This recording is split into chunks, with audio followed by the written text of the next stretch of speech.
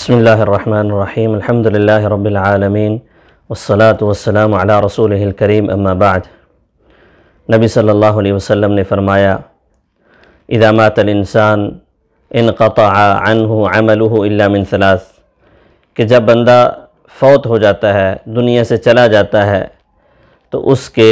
سارے اعمال منقطع ہو جاتے ہیں، دنیا سے اس کا تعلق ختم ہو جاتا ہے، مگر تین چیزیں ایسی ہیں جو اس کے مرنے کے بعد بھی اس کو فائدہ دیتی رہتی ہیں۔ آپ علیہ السلام نے فرمایا الا من صدقۃ جاریہ، جو اس کو فائدہ دیتا ہے وہ صدقہ جاریہ ہے، جو وہ اپنی زندگی کے اندر کر کے گیا۔ اس نے کسی جگہ پہ کنواں کھدوا دیا، نلکا لگوا دیا، کوئی رستہ بنوا دیا، کوئی درخت لگا دیا، جب تک اس درخت کے سائے کے نیچے لوگ بیٹھیں گے، اس کا پھل کھائیں گے، تب تک اس کو ثواب ملتا رہے گا۔ جب تک اس کے نلکے سے لوگ پانی پئیں گے، اس کے کنویں سے لوگ جانور چرند پرند پانی پئیں گے، اس کو خود بخود ثواب ملتا رہے گا۔ اسی طرح دوسری چیز آپ علیہ السلام نے فرمایا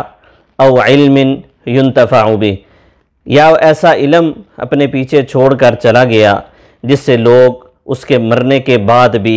فائدہ اٹھاتے رہے۔ اس کی مختلف صورتیں ہیں، یا وہ کسی کو کوئی کتاب خرید کر دے گیا، قرآن مجید کا تحفہ دے گیا، یا وہ کتاب لکھ گیا، یا اس نے لوگوں کو قرآن و سنت کا علم سکھا دیا، تو جب تک لوگ اس کے علم سے فائدہ اٹھاتے رہیں گے، اس کو خود بخود قبر کے اندر ثواب ملتا رہے گا۔ تیسری چیز آقا علیہ السلام نے فرمایا او ولد صالح یدعو لہ، اس کی وہ نیک اولاد جو اس کے لیے اس کے مرنے کے بعد دعا کرتی ہے۔ اس میں نیک اولاد جب اس کے لیے دعا کرے گی تب بھی اس کو فائدہ ہوگا، اس کو ثواب ملے گا، اس کے درجات بلند کر دیے جائیں گے۔ اگر اس نے اپنی اولاد کی تربیت ہی اسلامی طریقے کے اوپر کی ہے، قرآن و سنت کے طریقے کے اوپر کی ہے، تو جب تک اس کی نیک اولاد اس طریقے پر چلتی رہے گی، دین پر عمل کرتی رہے گی، مثال کے طور پہ اس نے اپنی اولاد کو نماز کی طرف لگا دیا تھا یا قرآن مجید کی تلاوت کی طرف لگا دیا تھا، تو جب وہ تلاوت کریں گے یا نماز ادا کریں گے تو خود بخود اس کو ثواب ملتا رہے گا۔ اس کے علاوہ اور بھی کچھ ایسے اعمال ہیں جن کا ثواب میت کو مرنے کے بعد بھی پہنچتا ہے۔ ان میں سے اگر میت کی طرف سے اس کے اہل و عیال صدقہ کریں تو وہ بھی اس کو پہنچے گا، میت کی طرف سے حج اور عمرہ کریں تو اس کا ثواب بھی میت کو پہنچے گا۔ اور اسی طرح میت کے اوپر اگر کوئی فرضی روزے ہیں، ان کی قضا باقی ہے، تو